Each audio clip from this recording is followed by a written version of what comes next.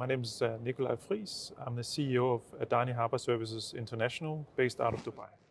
Here at the ITS convention, you're up on the panel for session one. What were your key thoughts and takeaways from that panel? See, it's interesting to discuss this in this forum. We're all experts from the industry. We all have a say. We all have different angles on how the industry works and the dynamics. I think the key takeaway is the big question mark around consolidations, around towage operators, but in general, what does it mean to be of a certain size, and what benefits does it drive for you as an organization?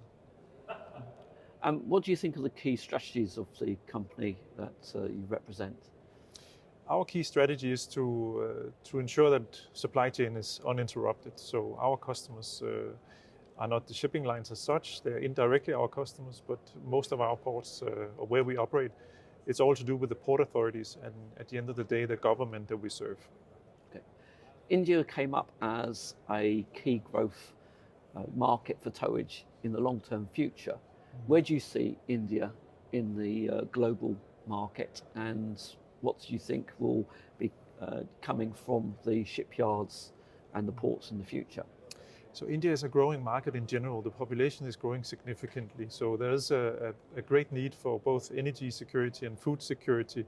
So the country is in need of significant developments, both in terms of infrastructure, but also supporting systems like towage, rail, roads, trucking, etc. So there's in the future a very modest growth expected in terms of supply chain, and I think the towage will play a huge part in solving those supply chain issues that we've also seen in many other countries. So India is getting there, and I think the shipbuilding is just one natural part of ensuring that we are able to also service ourselves. We're able to service the ports and the requirements that the ports will have in the future to sort of battle some of these challenges that we will undoubtedly see in India as we grow.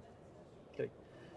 But obviously Adani is also looking globally. Where do you think Adani will be focusing its strategies in the future? Yeah.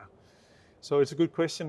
So all of our strategies in the international markets are, of course, in emerging markets. So primarily we are focused in the EMEA region, which is the Africa, Asia, Middle East region. We do have global operations, but we also have very strong government-to-government relations across this region here, which means that we are trying to solve the same issues that we're having in India. We're also trying to solve for other countries and governments. So our growth areas for sure in the emerging markets across the Africa, Middle East and Asia.